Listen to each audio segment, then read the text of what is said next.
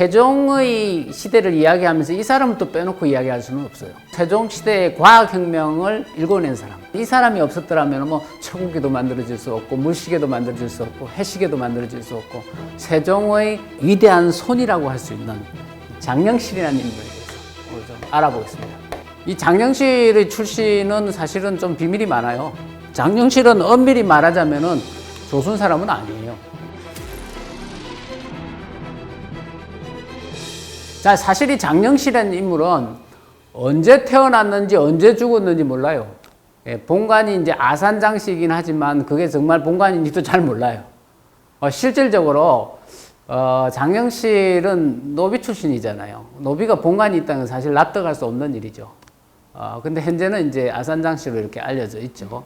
그런데 이 장영실이라는 인물이 어떻게 하다가 기생의 아들이 됐는가? 이 과정은 사실은 상당히 드라마틱한 부분이에요. 예, 우리가 일반적으로 장영실은 기생의 아들로 태어나서 그 어떤 공노비의 입장에서 지냈고 그 때문에 이제 출신 성분 때문에 굉장히 고통을 많이 받았다. 뭐 이런 얘기를 하는데 이 장영실의 출신은 사실은 좀 비밀이 많아요. 장영실은 엄밀히 말하자면은 조선 사람은 아니에요. 자, 세종실록에 이렇게 되어 있습니다. 출생에 대해서. 장영실은 그 아비가 본래 원나라의 소주 항주 사람이었다. 자, 왜 원나라의 소주 항주라고 그랬냐면, 강이 이렇게 항아가 흐르고, 이게 밑에 보면 양자강이 흐르죠. 자, 양자강, 이 하류에 있는 여기가 이제 상하이죠.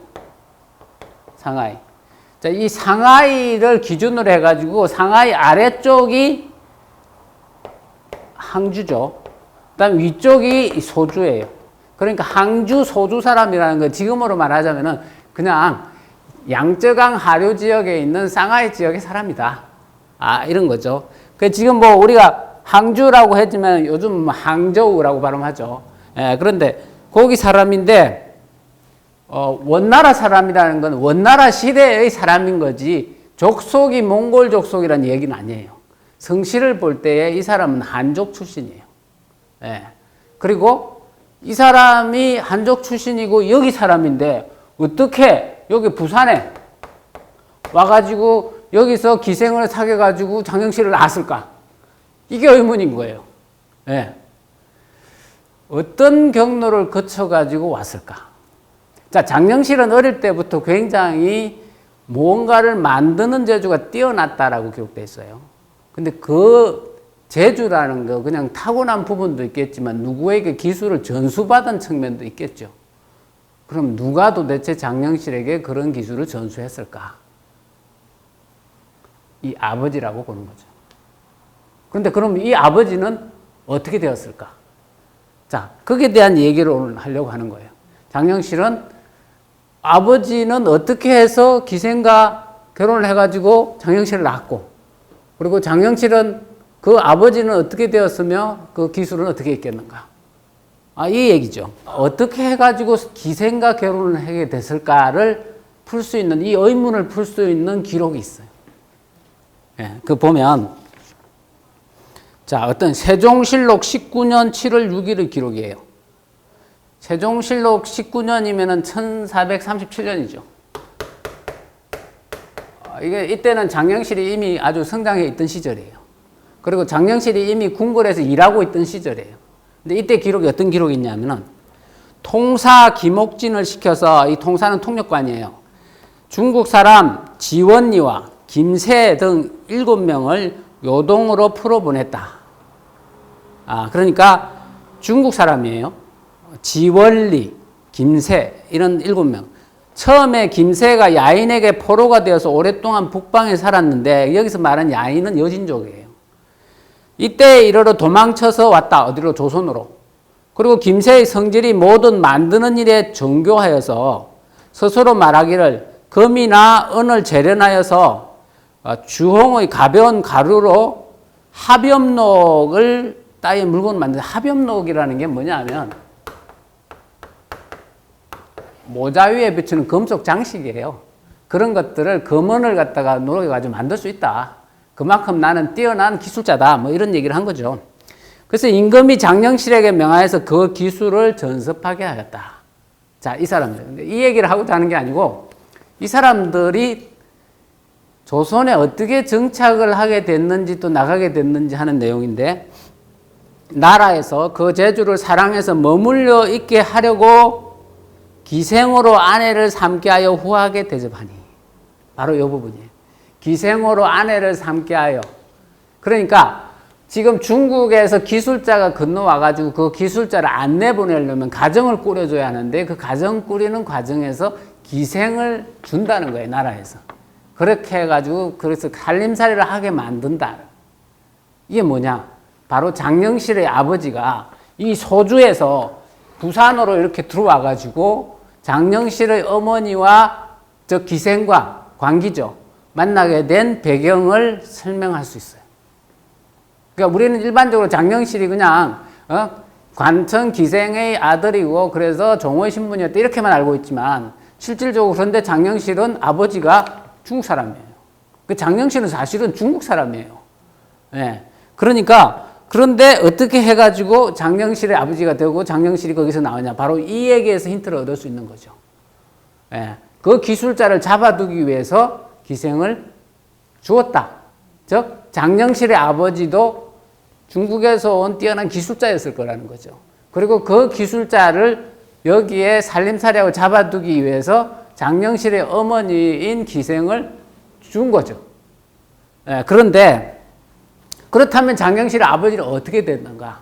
자, 보면 더 읽어보면은 김새도 역시 기뻐하여 가기를 원치 않았다. 그 기생하고 마음이 잘 맞았던 거죠. 그 장령실 아버지도 마찬가지였을 거예요.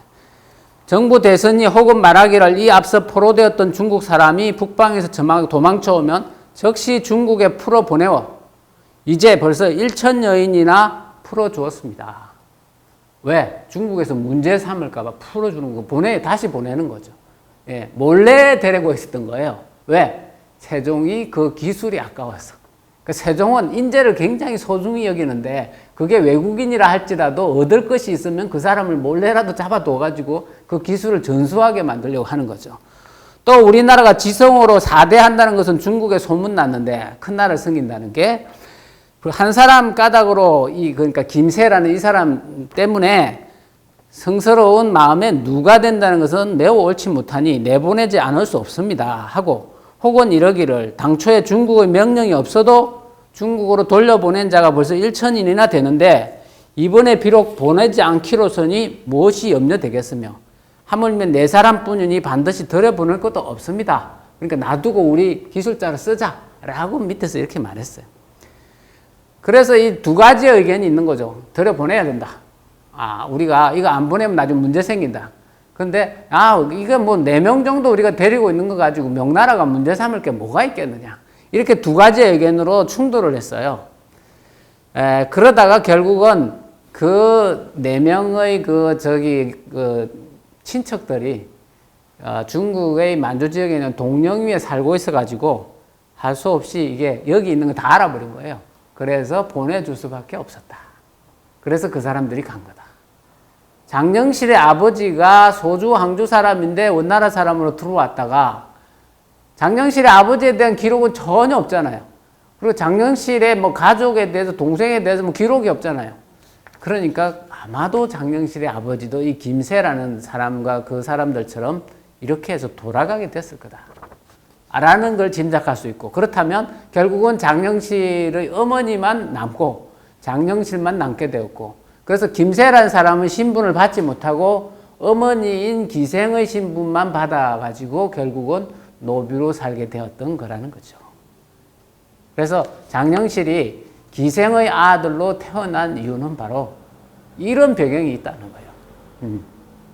장령실의 아버지인 소위 말해서 이 중국에서 건너온 기술자, 그리고 어머니는 그 기술자를 우리나라에 잡아두게 하기 위한 기생. 그런데 그 아버지는 중국으로 돌아갔고 어머니는 기생 신분으로 아들을 낳았었고, 그래서 결국은 장령실은 기생의 아들로 자라서 노비 신분으로 살 수밖에 없었다. 그럼에도 불구하고 굉장히 능력이 뛰어나서 노비에서 벗어나서 나중에 종삼품 배설인 대오군 배설도 받고, 그 과정에서 노비 출신이라 그래가지고 엄청나게 뱃을 줘서는 안 된다 비난을 많이 받는데 그래도 세종의 보호 아래 성장할 수 있었다라는 것을 알 수 있죠. 그래서 장영실이 기생의 아들로 태어난 배경은 바로 그 아버지가 중국의 기술자이고 그리고 그 어머니는 중국의 기술자에게 딸려준 기생이었기 때문에 이런 일이 벌어진 거다라는 걸 알 수 있습니다.